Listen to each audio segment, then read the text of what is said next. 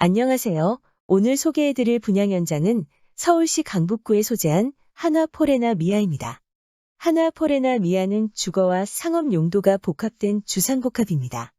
112실의 상가가 들어서는데 지하 1층은 라이프존으로 마트, 피트니스, 식당 등이, 1층은 리빙존으로 커피, 편의점, 은행, 화장품, 각종 음식 체인점 등이, 2층은 라이프존으로 병원, 미용실, 학원 등이 들어설 예정입니다. 3층은 입주민 전용 커뮤니티 시설이 들어서는데 독서실, 운동공간, 골프 실내 연습장, 공감 놀이터 등이 예정되어 있습니다. 주상복합은 아파트에 비해 적은 녹지 공간, 높은 관리비, 부족한 커뮤니티 시설, 낮은 전용률, 높은 분양가 등의 특징을 보이는데 한화포레나 미아는 다른 건 몰라도 전용률만큼은 아파트와 크게 다를 바가 없어 보입니다. 주상복합은 상업지역에 위치하기 때문에 교통환경이 좋을 수밖에 없으며 한화포레나 미아도 우이신설선 삼양사거리역 바로 근처에 위치합니다. 노란색이 한화포레나 미아가 들어서는 자리입니다. 북쪽 삼양동 방면을 살펴보면 최근에 개발이 이루어지지 않아서 낮은 건물들로만 이루어진 걸 볼 수 있습니다. 바로 길 건너편에 미아재정비 촉진 7구역이 있으며 삼양사거리역이 도보 1에서 2분 거리에 위치합니다. 4호선 미아역은 도보 15에서 20분 거리에 위치하며 지하철 한정거장 거리에 북서울자이 폴라리스 아파트가 24년 8월로 예정되어 있습니다. 비슷한 지역에서 가장 최근에 분양한 현장이라서 한화포레나 미아의 분양가를 평가할 때 좋은 기준이 될 수 있기 때문에 영상 마지막에 자세히 다뤄보도록 하겠습니다. 바로 근처에는 성암국제무역고등학교가, 조금 떨어져서는 삼양초등학교가 위치합니다.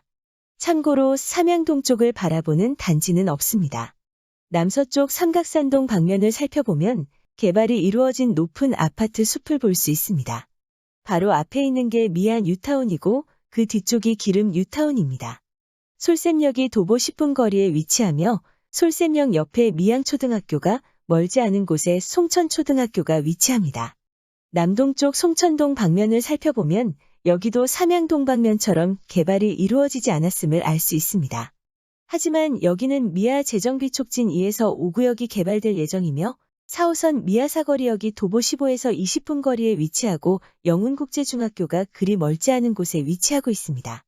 영훈국제중학교는 서울 중학교 순위 3위에 오를 정도로 특성화 중학교로 인기가 많은데 현재 특성화 중학교 지위를 유지하라는 1심 판결을 받아 서울시 교육청이 항소한 상태입니다. 일단은 일반 중학교가 될 위기를 한 곱이 넘긴 것 같습니다. 가장 밑에 크게 기름 뉴타운이 있습니다. 그 위로 미아 뉴타운이 있으며 삼양사거리 지구단위 계획에 의거 삼양 3특별계획구역에 한화포레나 미아가 들어섭니다.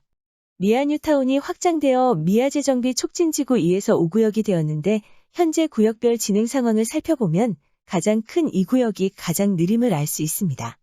바로 길 건너편의 7구역은 정비사업 시행기간이 올해 말로 2년 연장되었는데 적극적으로 사업을 진행하는 주체가 불분명하여 관리형 단계의 재개발 구역 수준에 머물러 있습니다. 기름 뉴타운을 시작으로 미아 뉴타운을 거쳐서 강북구는 확실히 천지개벽이라고 불러도 괜찮을 정도로 변화하고 있습니다. 변화를 위해 앞으로 최소 10년 이상 여기저기 공사 때문에 어수선하겠지만 진통 없는 변화는 없기 때문에 아쉽게도 변화의 중심이라고 말할 수는 없지만 9억 미만의 경우 먼저 진입해서 변화의 흐름을 타는 것도 방법일 수 있겠다는 생각이 듭니다. 서울은 항상 끊임없는 치열한 청약 경쟁이 꼬리표처럼 따라다닐 거고 상승과 하락을 거쳐 최종적으로는 지금보다 비싸져 있을 가능성이 높기 때문입니다.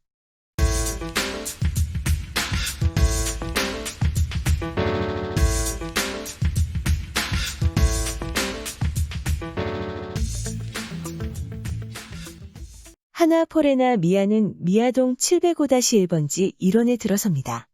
임대 73세대 포함 총 497세대이며 2025년 11월 입주 예정입니다. 지하 5층 지상 최대 29층 4개 동으로 이루어져 있으며 주차 대수는 세대당 1.3대로 아파트와 크게 다르지 않습니다. 주상복합답게 용적률은 570%이며 건폐율도 57%에 달합니다. 소형부터 중형까지 세대 타입이 다양한데 총 공급 세대수를 보면 53A, 59A, 80A 타입이 주력임을 알 수 있습니다.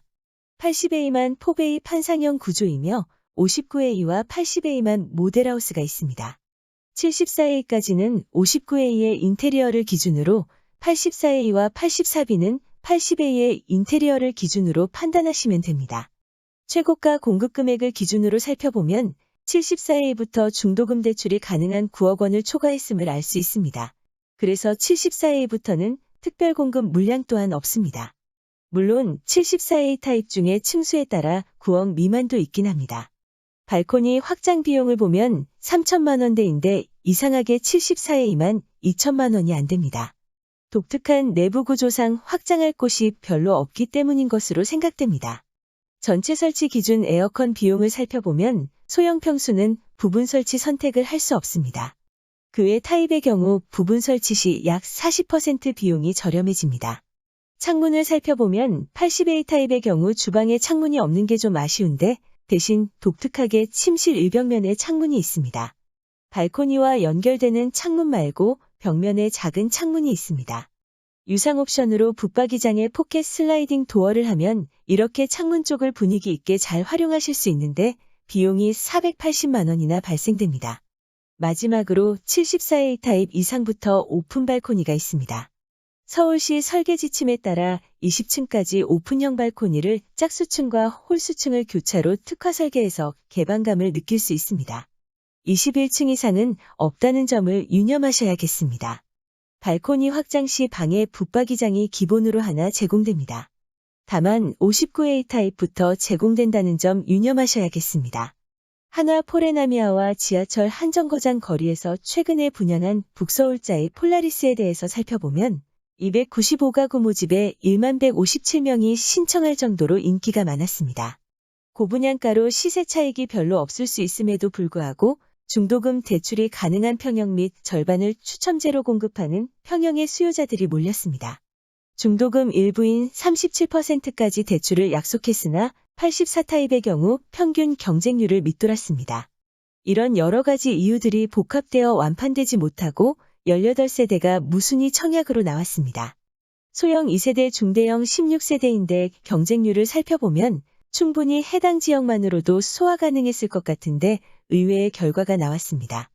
한화 포레나미아는 북서울 자이 폴라리스에 비해 분양가가 약 10% 정도 더 비싸기 때문에 북서울 자이 폴라리스의 흥행 성적을 가지고 예상해보면 중도금 대출이 가능한 9억 미만 중 내부 구조가 괜찮은 타입들이 인기가 많을 것으로 예상됩니다. 마지막으로 청약 시 주의할 사항들을 말씀드리고 브리핑을 마치도록 하겠습니다. 한화 포레나미아는 투기과열지구, 청약과열지역에 위치하며 분양가 상한제 미적용 민영주택입니다. 분양가 9억 원 이하 주택형에 한해 중도금 40%가 대출되니 중도금 6회분 중 2회분은 잔압하셔야 합니다. 서울시, 경기도, 인천광역시 지역에 거주하는 세대주만 청약 가능하며 2주택 이상 소유한 자 및 세대에 속한 자는 1순위 청약이 제한됩니다. 전타입 전용 85 이하는 100% 가점제이며 청약통장 가입 인연 및 지역별 면적별 예치기준 금액 조건을 충족해야만 합니다. 서울시 2년 이상 계속 거주자에게 우선 공급하는 데 판단 기준일은 모집 공고일인 2022년 3월 24일이며 소유권 이전 등기일까지 전매 제한되는데 그 기간은 5년이고 향후 10년간 재당첨 제한을 적용받습니다. 기타 자세한 사항은 저희 분양알림이 앱과 PC를 통해 확인해 보시길 바랍니다. 매주 관심 높은 분양 현장을 심도 있게 소개해드리고 있으니 구독하기와 좋아요는 물론 알림 설정까지 하셔서 빠르게 소식을 받아보시길 바랍니다. 감사합니다.